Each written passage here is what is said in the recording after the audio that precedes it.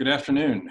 My name is Bob Feikema. I'm the President and CEO at Family Services, and I want to welcome you to the third in a series of webinars about high-quality pre-K in Forsyth County. These webinars are presented by the Pre-K Priority, a group of early education professionals in this community that are dedicated to expanding access to high-quality pre-K.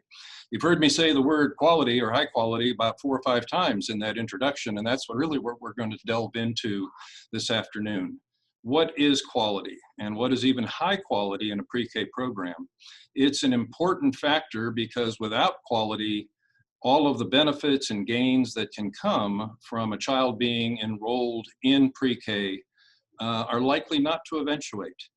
There are all kinds of programs, pre-K, preschool programs in our community and across the country, but they are of very uneven quality.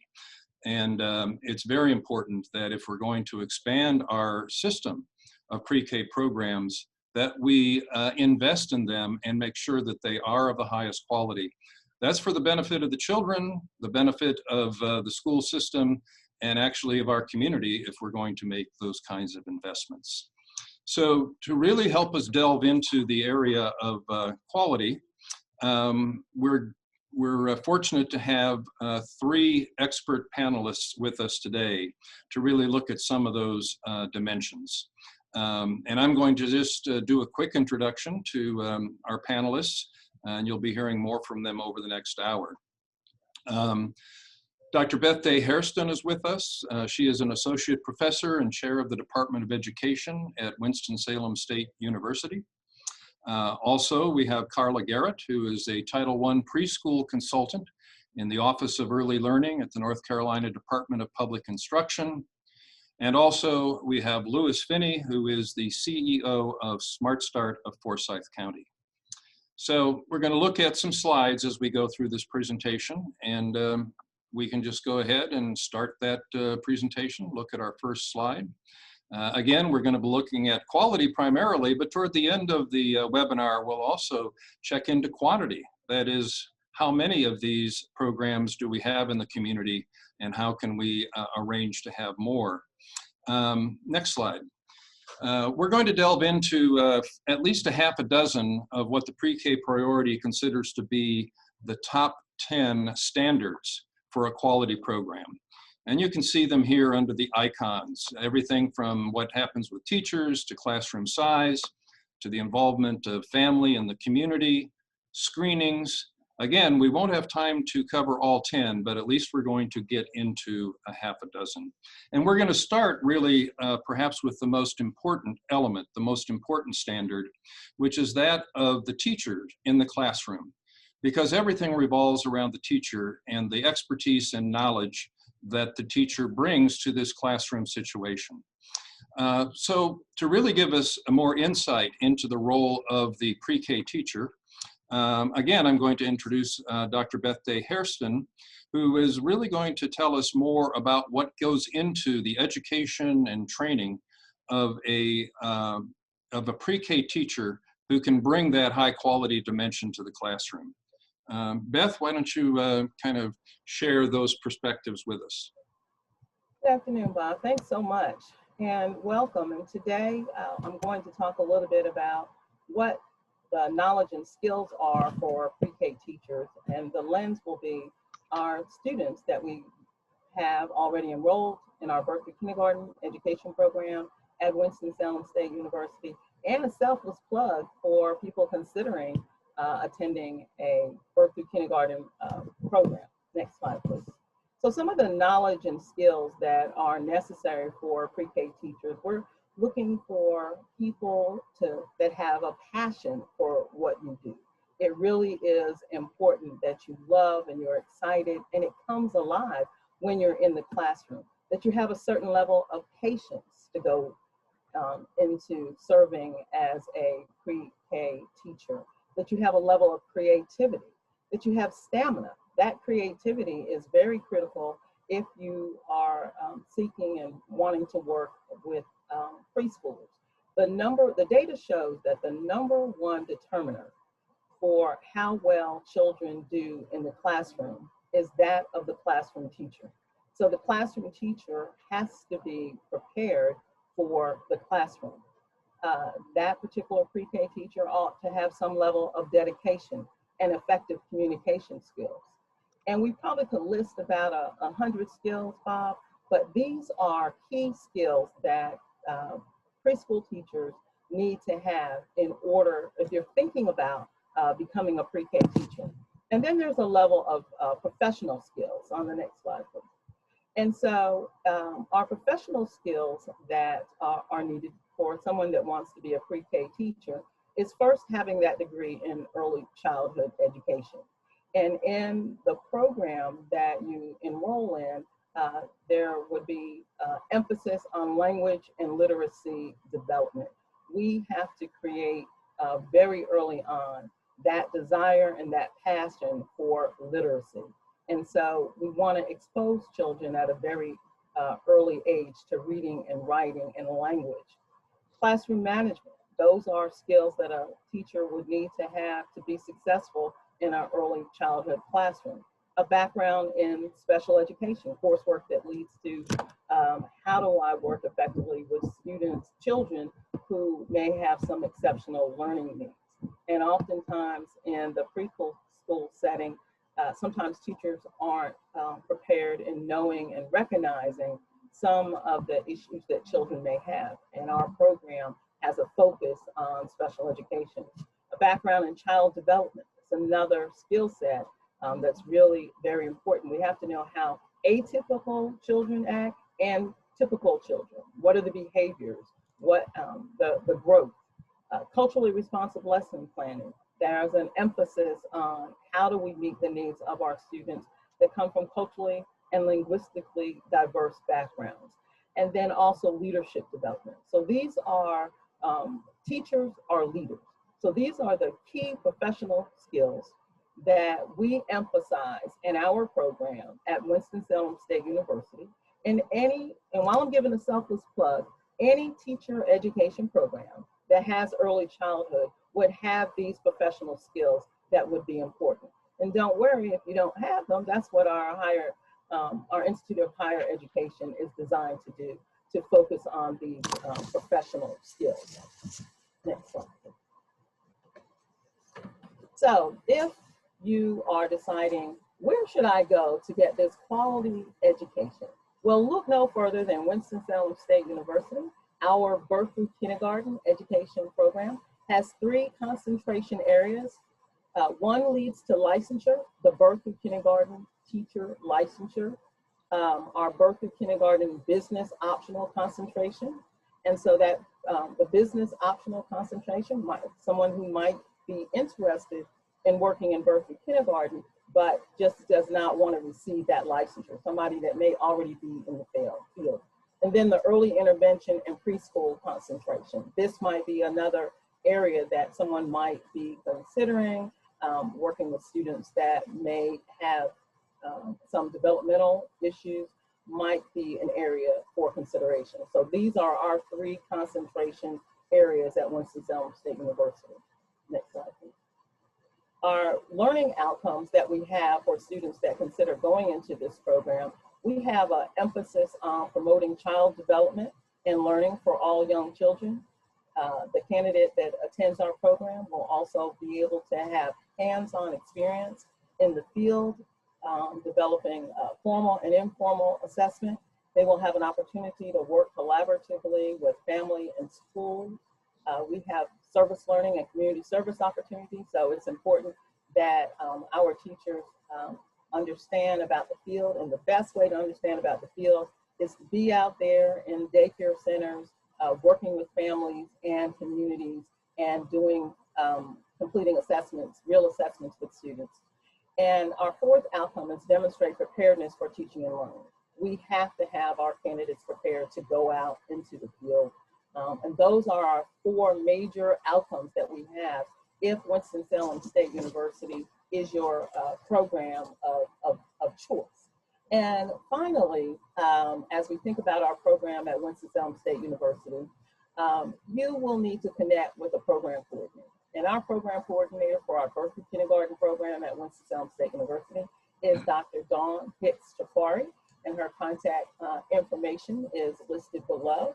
And we will be glad to work with anybody that is interested in attending our program. So Bob, that kind of highlights for you some of the skills, the knowledge and skills that are needed, the professional skills, our 3 concentration areas, our outcomes, and how you can get in contact with someone if they're interested in becoming a licensed preschool teacher. Well, thanks so much, Beth. That was very instructive, and I think especially for people who probably aren't that familiar with what's happening in pre-K programs. I think one of the challenges that we face in our community is getting people to recognize that this is a profession, that there's rigorous training that goes into it, and that these are really individuals who go out in the community with probably one of our most important jobs, which is to really help with the growth and development of education of our youngest children, because that has the greatest impact. So do you have any thoughts about how the profession is viewed and kind of how that even attracts individuals to come into the field? Well, I think many people often think back of their early development. I know for me, I wanted to be a teacher since I was 9 years old. And so teaching is attractive. We spend most of our lives in a classroom, whether it's K through 12, college, or beyond. We have spent a lot of time in front of teachers, and oftentimes people think they know what it takes to be teaching. It seems real easy to stand up and just deliver information. It seems like we don't even work at it. But it is something that requires training, professional training, to be a quality early childhood educator. So it's important that we have, that's why those skills that we just finished talking about, communication, that you have that patience, that creativity, effective communication, that passion, and that dedication to go into the teaching field. That's what is necessary. It's not easy getting through the program, but it takes 4 years. And after that, those 4 years in a Institute of Higher Education, you will have the credentials, and you take the licensure, the test that you must take in order to become a classroom teacher, and you connect with a early childhood field to complete your field experiences. I'm not going to say it's easy, but you're done in 4 years. Or you start at a community college and complete some hours first, and then transfer to Winston-Salem State University, and you have the credentials to be able to go into the field.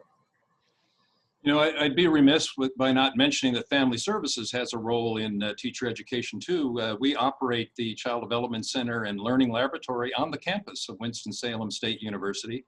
So we're very much a part of kind of the opportunity for students to have some classroom experiences. And our students complete their field hours on campus. They have completed hours there. They can read to the children. They reinforce the skills that we think are important for them to be successful in the field. So it's been a great training ground, and we appreciate being able to have a training ground right here on the campus of Winston-Salem State University. Thank you. You know, having mentioned that we have those classrooms there, I next want to turn to the classroom. And you know, teachers get trained, they get educated, they're ready to go out, they have practicum experience, but at some point they're out there, and they are there oftentimes only with another adult in the classroom, right? You have two, usually an assistant teacher as well. And boy, a lot of things occur on any given day in a classroom when you have 18 or 24-year-olds. There's a lot going on. And I really want to now turn to Carla Garrett, who I introduced before from the Office of Early Learning at the North Carolina Department of Public Instruction. And Carla, could you kind of take us into the classroom and kind of talk about what it is that's happening there? How is learning occurring?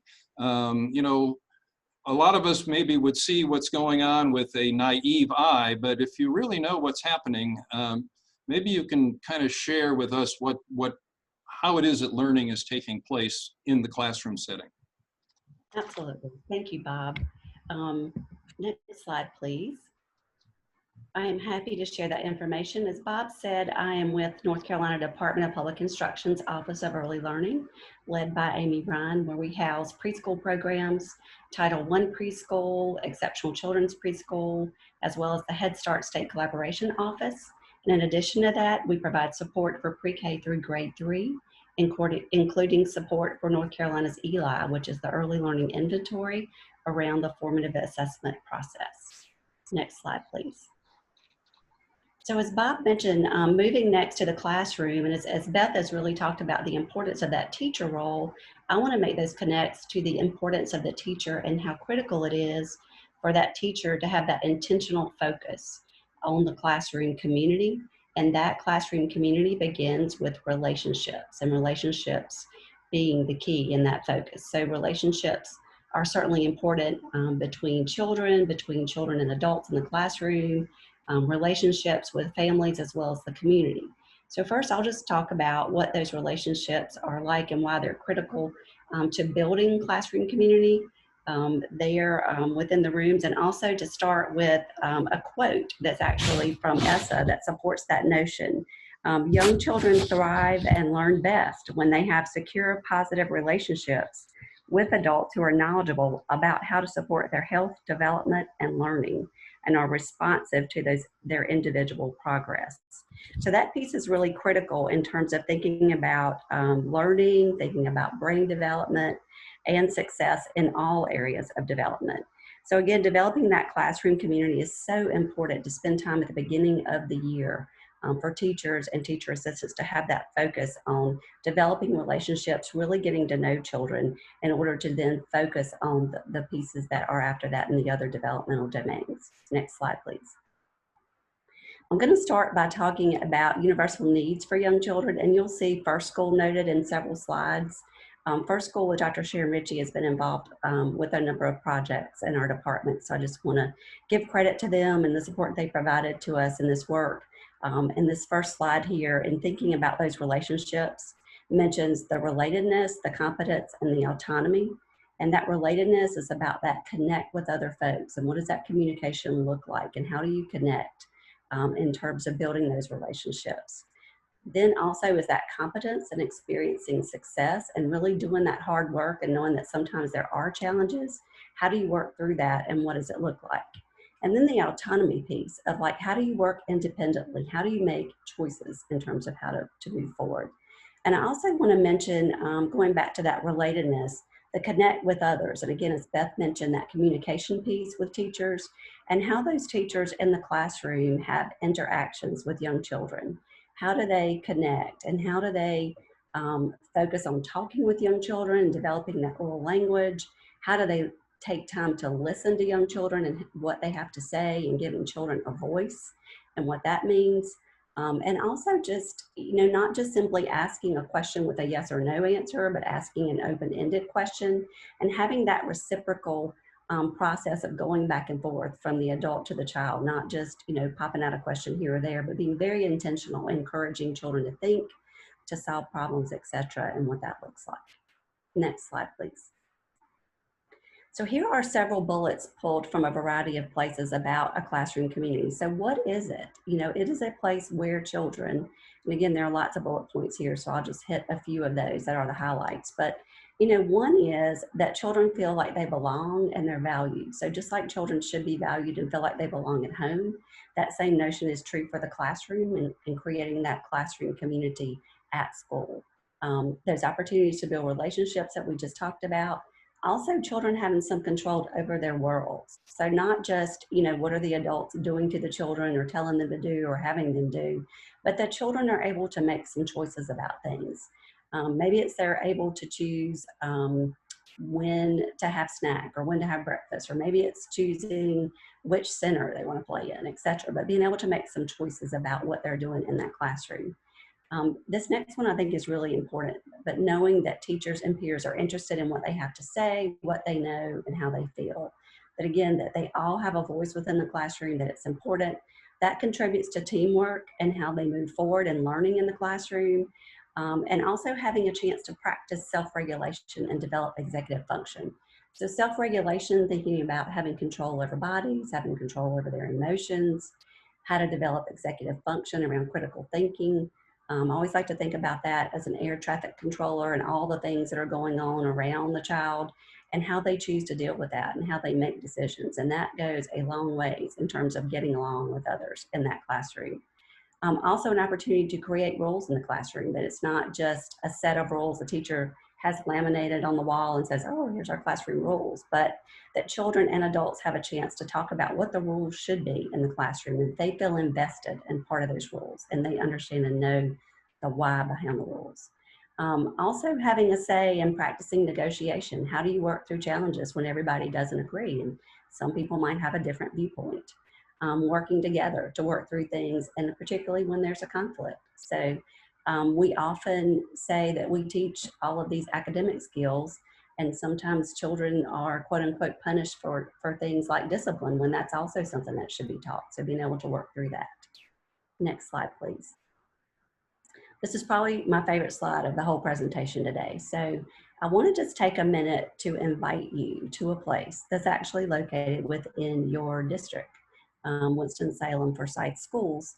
And Susan Choplin is a North Carolina demonstration program teacher, and she's also a kindergarten teacher at Sedge Garden Elementary. So I want to invite you to think about her classroom as a place where you could really know and understand and see classroom community present. And although she's kindergarten, the same is true for preschool.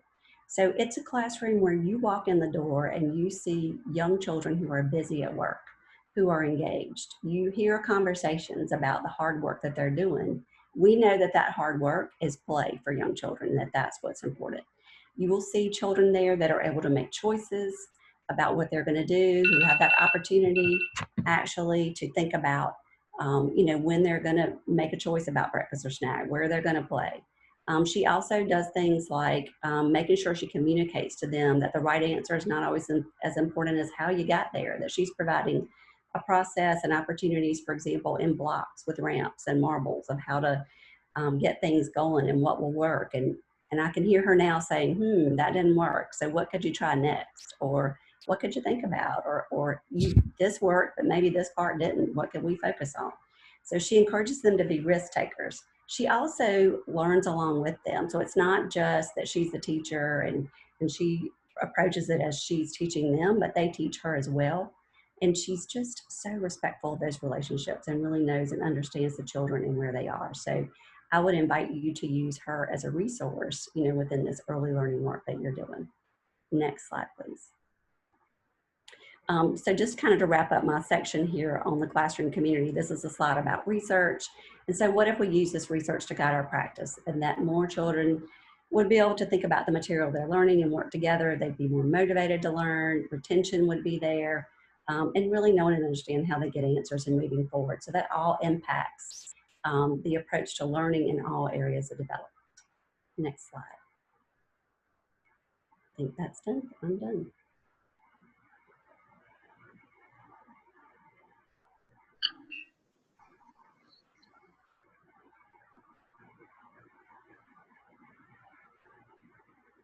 There will be a next slide that we're going to, but it's going to be on another topic area, in which we've talked about kind of the teaching that goes into the classroom, the relationship system that's within the classroom.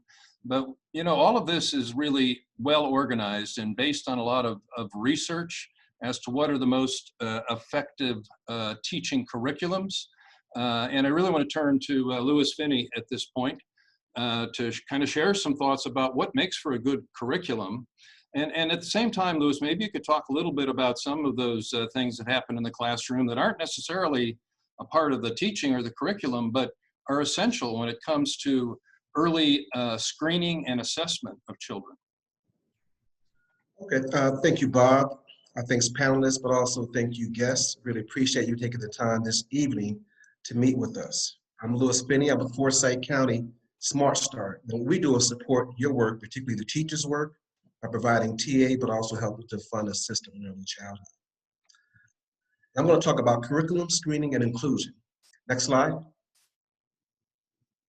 I'll just give you a story real quickly, just to kind of emphasize the importance of evidence-based curriculums and screenings. This particular child that you see on the right was actually in the Head Start program. Was one of those kids that when they go into that classroom, the teachers fight over who doesn't get them because of the challenging behaviors that this particular kid has. And now this kid had a speech and language developmental delay and had a stutter. And fortunately, that screening was caught actually early in Head Start at age 4.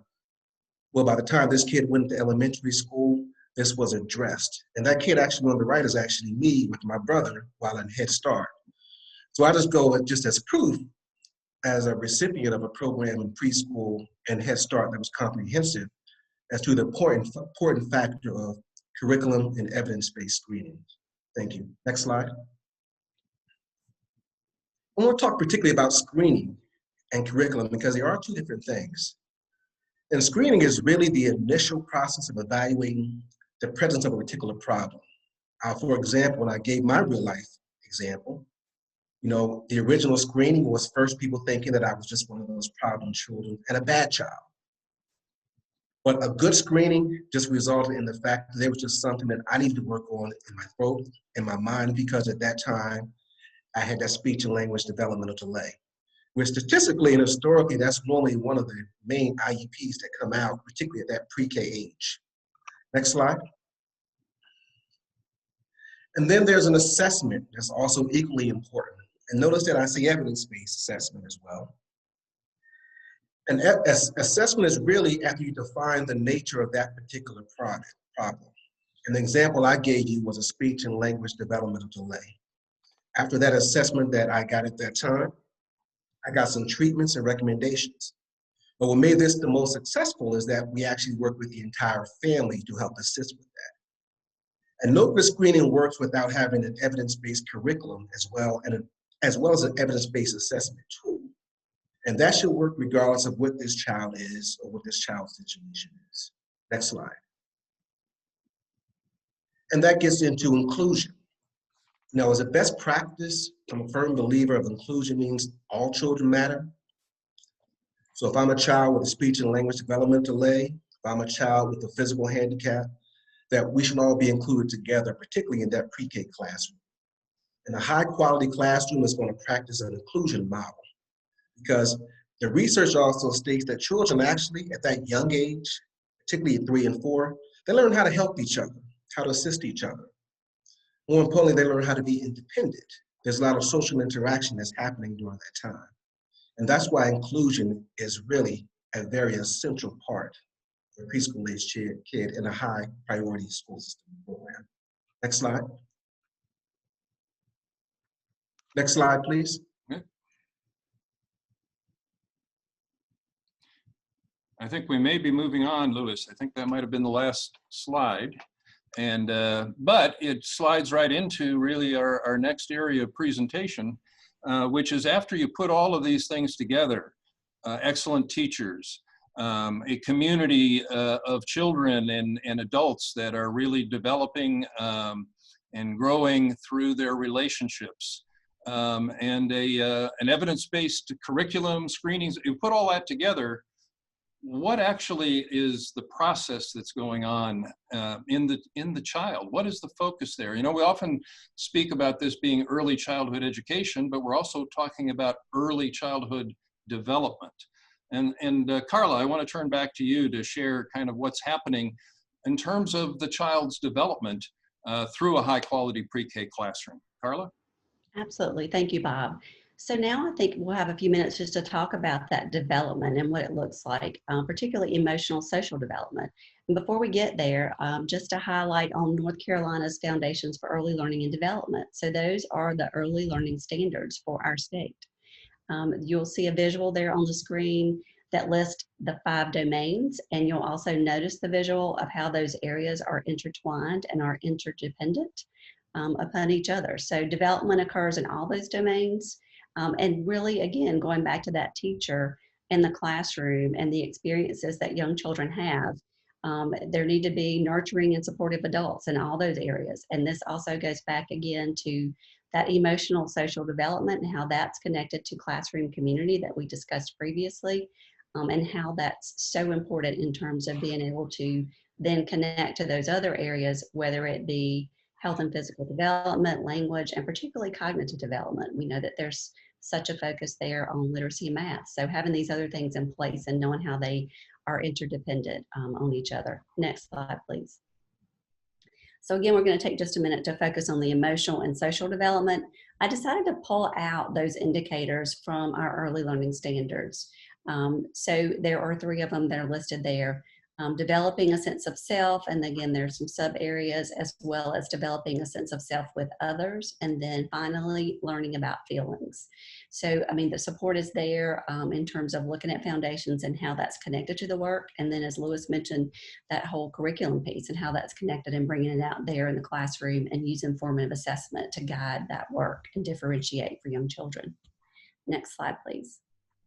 I decided to include a couple of visuals for you in thinking about the importance of emotional social development, and particularly the opportunity for young children to work in small groups, to collaborate, to be able to get along with each other, and again, connect to that notion of classroom community. So this is an example of a couple of ditto sheets in a classroom that, you know, is not what we want to see young children doing in the classroom. And this, although there might be a few positive things to pull from this, this is a bug matching and then counting the insects. There's some things children certainly would learn with sitting down with paper and pencil.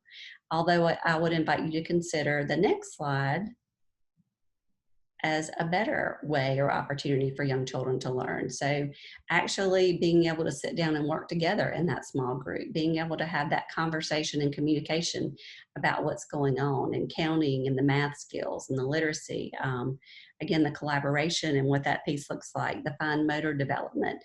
And they could probably come out up with all kinds of activities that we haven't even thought about that naturally occur within that environment. So it's really important to provide those type of opportunities for young children within the classroom so that they can learn best. And we know particularly for vulnerable populations, that's even more important. Next slide, please. So again, here's a research slide. If we think about what if we use the research to guide our practice, and what we know, that a large body of research does show that support for collaborative approaches of young children working together in those classroom communities to produce those achievement gains that focus on critical thinking and problem solving are huge in that world of early learning. Next slide, please. I also wanted to share, you know, as I wrap up this section, the focus on predictors for 3rd grade outcomes. And again, attributing this work to First School and Frank Porter Graham and the work that they've done around this, but thinking about the predictors and what they look like. So we've mentioned some of these throughout our time together this afternoon. In particular, we know that literacy and math is important. Also thinking about that teacher's involvement in that critical role, as well as families in terms of that oral language development, vocabulary, within the classroom, that teacher's ability to scaffold instruction and move learning to a higher level. Also that focus on metacognition, so that's higher level thinking, how to encourage children to think about their thinking and why they're doing what they're doing, and going back to some of those questions I mentioned that Susan Choplin is such a pro at, a teacher leader of doing those kinds of things in the classroom. And then finally, again, that collaborative approach of supporting young children as they work in small groups, supporting young children as they build relationships with friends within the classroom and have opportunities to work together, to learn together, and to know that, you know, we're all in this together and what can we do to move forward. Thank you, Carla. Appreciate your presentation in terms of what's probably fundamental for high quality early education, which is that social and emotional development that prepares the child to be ready to learn when they enter school.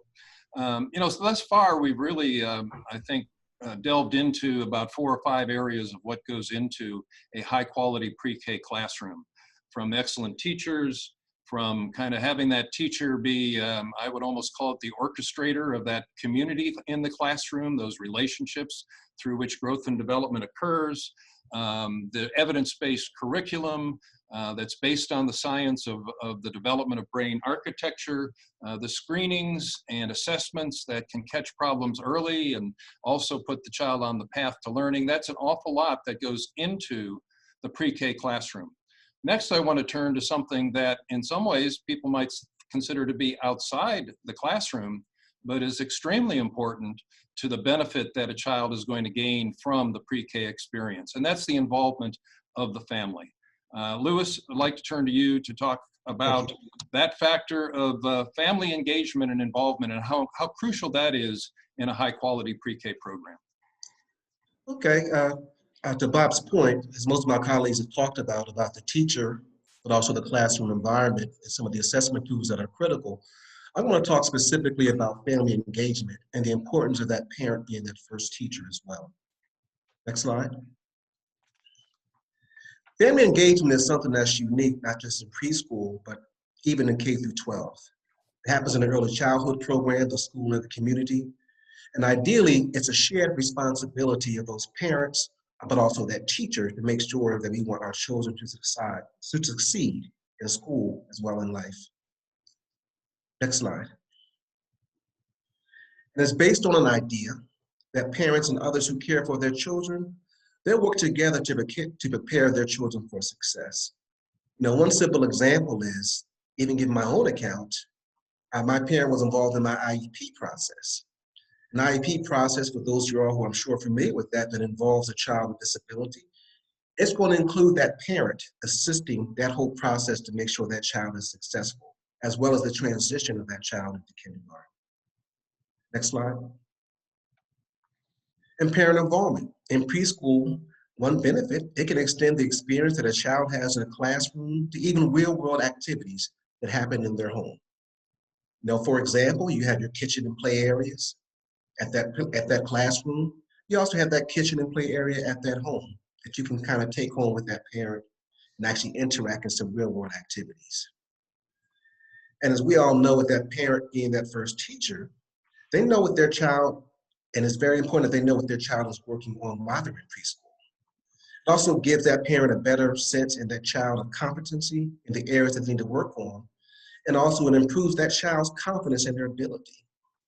So that's where that parent involvement, whether it's that dad, whether it's two parents or single household, is very essential to a high quality pre-K classroom. Next slide.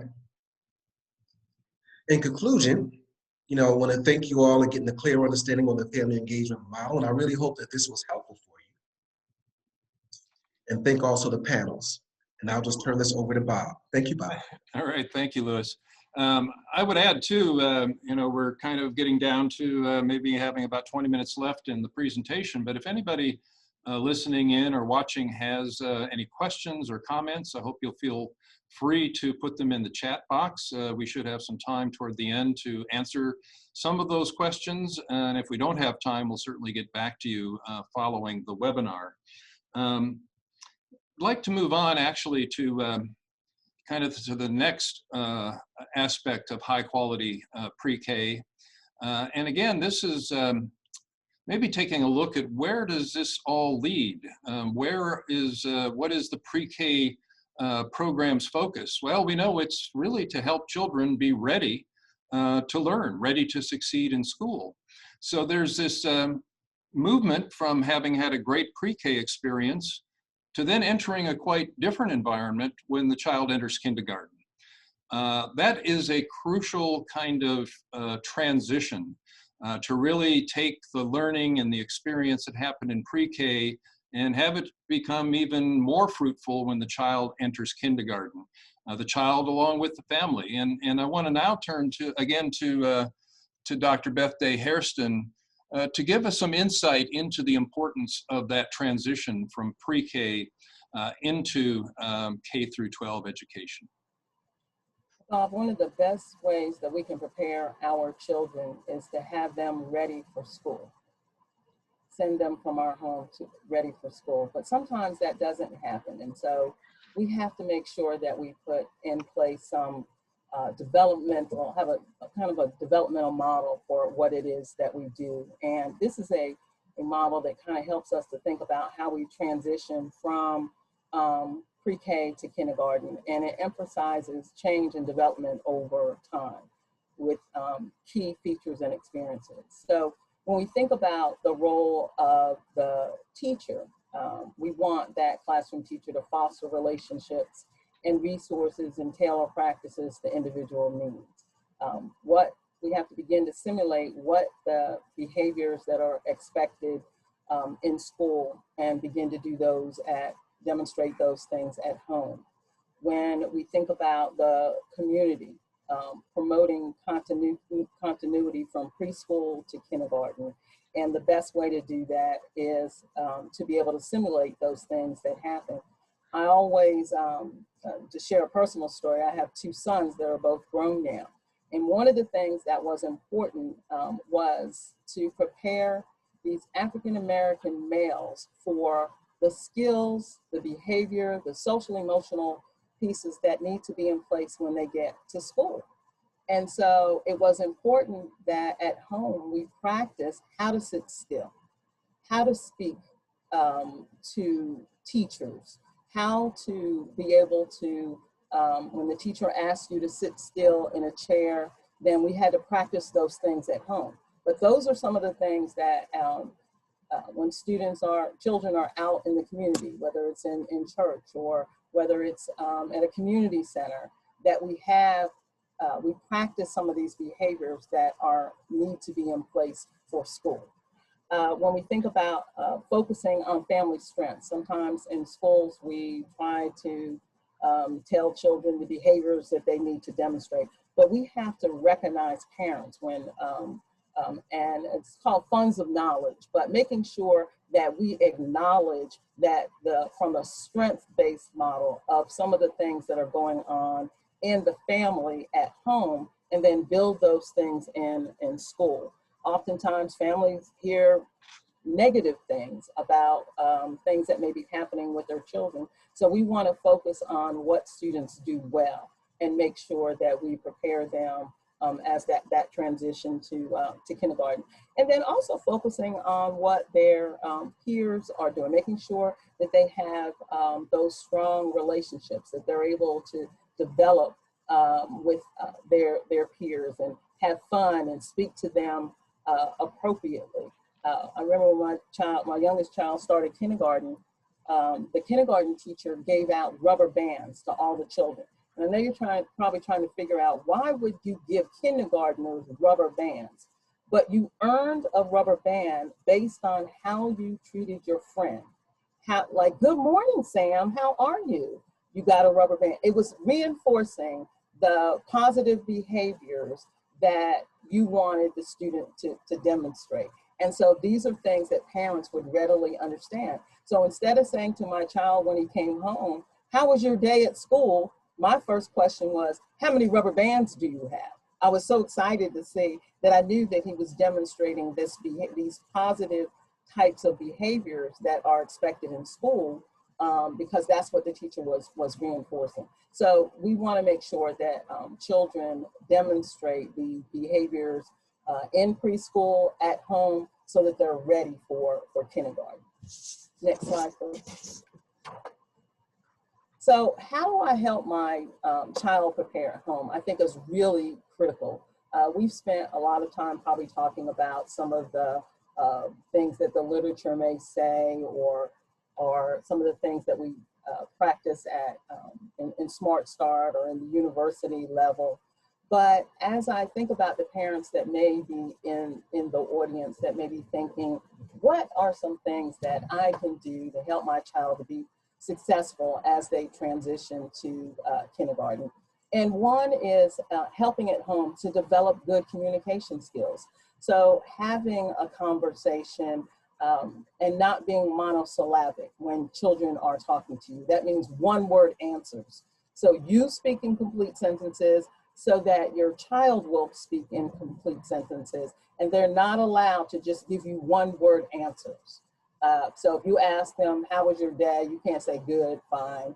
I had a great day, because while I was in school, the classroom teacher took us outside and we were able to plant seeds, and next week we'll be, so you begin to make sure that your children are speaking in complete sentences, 1 sentence, 2 sentences, 3 sentences, and you even reward them the more that they are talking to you. And those effective communication skills are really important for school. Ask questions and make sure that your children respond back to you in complete sentences. Learn skills at home.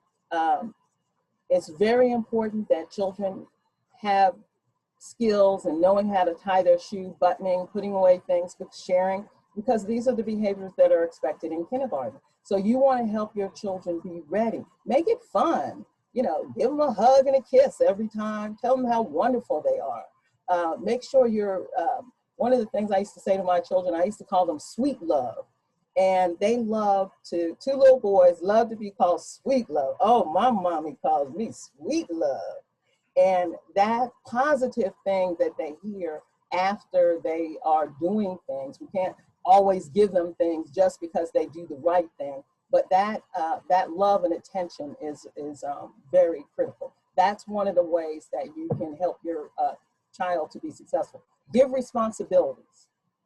There is a correlation between children who have responsibilities early on and how they are able to handle responsibility in the classroom, where they don't give up. So if the child, there's no way that you should be putting it in preschool, putting away your children's things. So making sure they're in charge of making sure they put the napkins on the table, or that they take the put forks on the table, or that they gather all the socks and they separate them by color. But giving them responsibility in the home will help them, because they'll have responsibilities in the classroom. And having another tip is having your children to sit still for a period of time. I just shared with you earlier, that's one of the things I did with my son, so that they would be ready. You want to prepare them with the skills they need in kindergarten while they're in preschool at home. So these are just 5 little tips that I think will help parents as they're thinking about ways they can help their children as they're making that transition to school. So when you think about getting ready for kindergarten, and this can be as we look at either from the teacher or from the parent perspective, but we want parents to make sure that we encourage those good language skills. Take time every day to listen and talk to your child. Some good times for conversation while you're traveling, at meal times, bedtime, turning off the ignorant box. You know what the ignorant box is? My mother used to call it an ignorant box. The television, the computer now, our phones, and encouraging children to listen and to express themselves, involving your children in activities and games, reading and telling stories and acting out the stories, and your children get to read. Now I can't sing and sing nursery rhymes, but it didn't matter that I couldn't sing. My children thought I was the best singer in the world. So it doesn't matter. You don't have to have skills. So that's language skills for learning and thinking. Encourage your child to collect real objects outside or inside during this pandemic. Cut pictures out of magazines or photos. Go print the photos from your phones. Let your child help you fold laundry, counting how many socks, pairs. Talk about pairs. Helping you with cooking. You can also focus on beginning reading. Help your child to make predictions about what they're getting ready to read in a story. Have them retell a story that you've given them. That they recognize signs outside.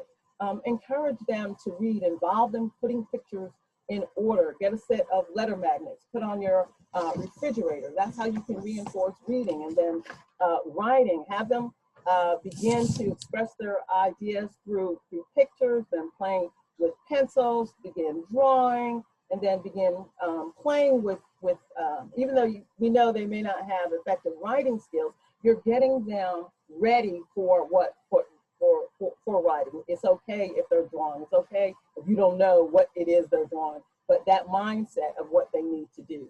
numbers and counting, playing with them at home, if they can count at least 5 objects in the house, or how many doors are downstairs, or how many blocks are in the pathway up to our house. Using materials, counting the number of things, materials that are in the house, how many books, how many magazines. You're reinforcing those skills. You're getting them ready for kindergarten. When we think about physical development, I know you may be afraid for them to use scissors, but you can get little people's scissors to help them begin those fine motor skills that also help in transferring with that physical development. So throwing a ball, catching a ball, playing with a beanbag, jumping over objects, collecting objects, give them the space to learn and use those large muscles, and you get a little exercise in, at the same time. Walking in the neighborhood, that's promoting that physical development. And finally, we already heard a little bit about social and emotional development, but you want them to be able to talk about how they're feeling, what their emotions are, especially during this COVID-19 pandemic, but letting them express how they feel so you can hear their emotion and getting them prepared for new situations. You should be talking to them, not ignoring some of the things that are going on in society, so that they're prepared when people say things to them and they understand. The unknown sometimes can scare and frighten little people, but sometimes in their own little way, being able to explain those things. Make sure your children can take care of their own needs, such as toileting and washing their hands and getting dressed. So those are just some major tips that you can help your children as they get ready for kindergarten. And most importantly, I think finding books that help you to get ready for kindergarten. My favorite all-time book is The Kissing Hand. And I encourage all parents that are getting ready to have a child go to kindergarten to buy that book, or folks on the line, buy that particular gift for someone else. Give someone the book, The Kissing Hand. I know I probably don't have much time to talk about the book, but real quickly, the animal in the story is about to go to kindergarten, and the little animal is very scared about going to kindergarten. And so mommy says, "It's all right, I'm gonna give you a kissing hand." And the mommy animal puts a little kiss right in the hand, and the baby holds on to that kiss all day through school until they get back home. And when they get sad, all they do is remember about that kissing hand, and they're able to get through the day. But to find out more about that book, buy The Kissing Hand if you're getting a child ready for kindergarten.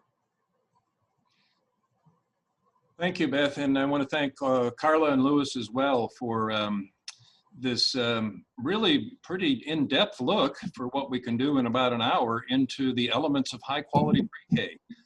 Hopefully we come away from this session realizing just all of the different elements that go into having a successful pre-K program, one that really prepares children to succeed in school. I'd like to spend just a couple minutes that we have remaining really talking about another item, which is, yes, we have quality, but how do we get quantity? Where are we as a community in terms of being able to provide our children with the high quality pre-K experience? And I think you can see here that that question is answered with a dollar sign by actually making investments in high quality pre-K programs. We have about 1,500 classrooms in our community that are publicly funded. You'll find them in the school system, you'll find them at Head Start, you'll find them in some community child care centers, especially those supported by the North Carolina Pre-K program. That's what it takes. Now we have 4,500 four-year-olds at any given year in our community. That means only a third are in publicly funded programs. We have a ways to go to extend the benefits of high quality pre-K to any four-year-old child in our community whose family would like that child to have that experience.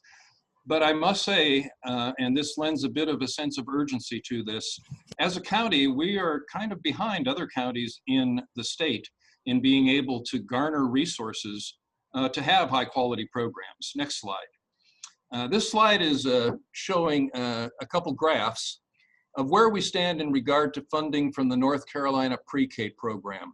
That's the state-funded program. It's been in existence for 20 years. It has quality standards that ensure that children in those classrooms are getting a positive pre-K experience. But just take a look at where Forsyth County, Winston-Salem stands in terms of the percentage of eligible children that are enrolled in a North Carolina pre-K funded classroom. Only 27%. Other counties are over half, even up to 2/3 in Guilford County. That translates, if you look at the lower graph, into how many children are able to benefit. Right now in Winston-Salem, Forsyth County, about 739 slots are available under the North Carolina pre-K program, whereas if you go across the county line into Guilford County, it's almost 2,200, 3 times as many. And I believe, Louis, you and I have talked about this. We have about 800 children on the waiting list for the North Carolina pre-K program. Just think if we were able to have funding that was much more in line with some of our neighboring counties, what we could do to bring high quality pre-K into our community.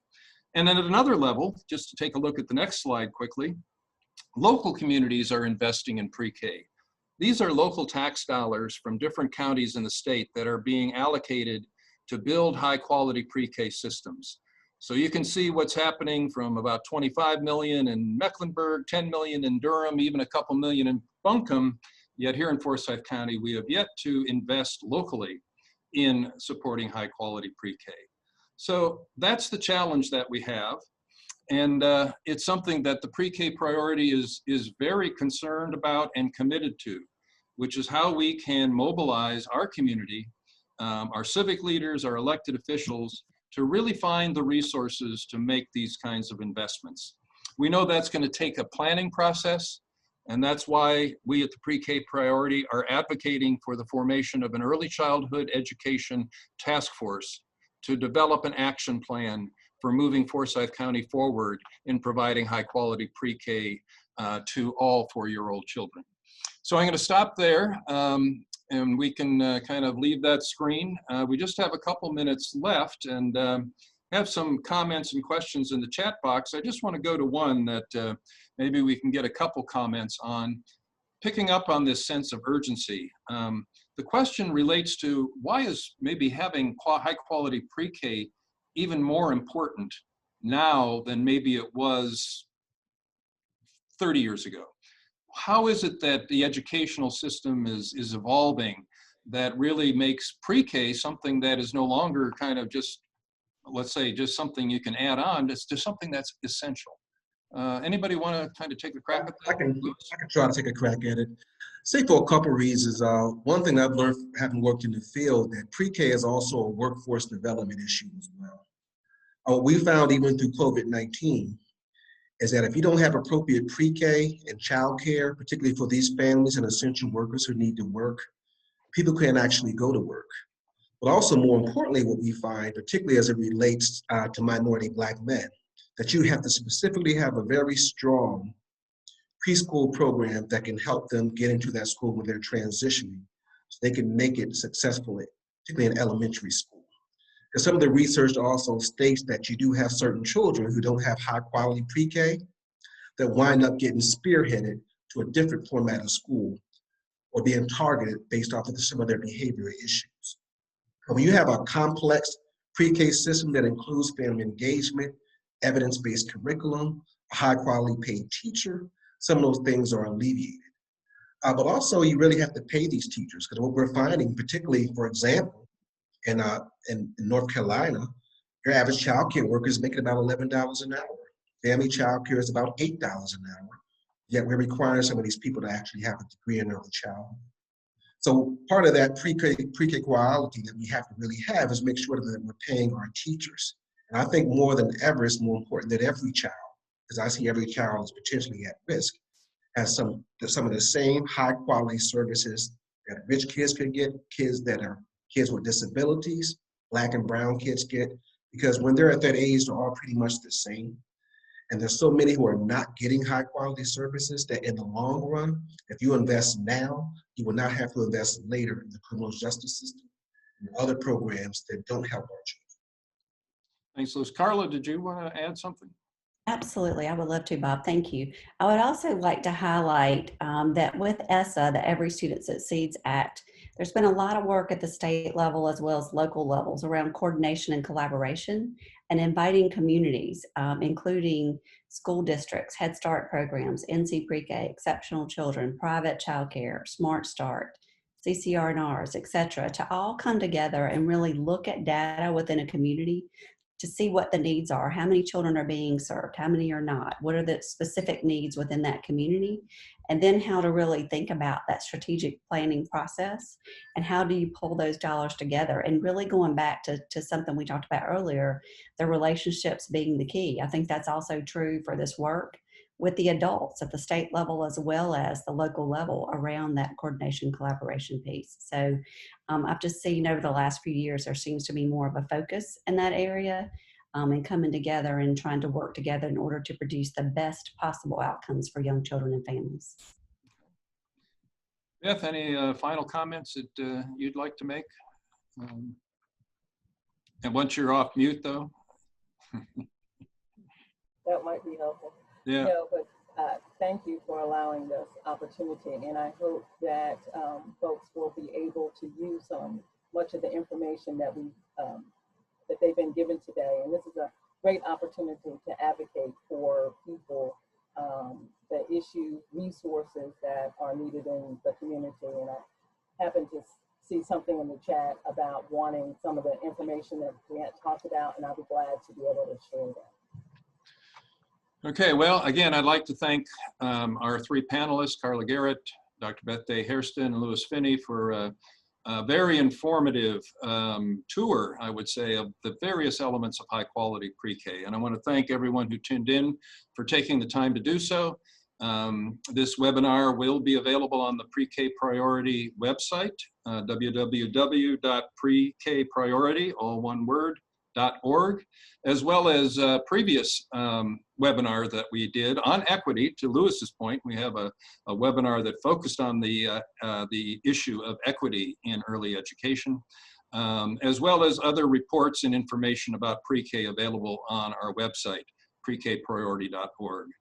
Thanks again to everyone, and I hope all of you have a good evening. Thank you.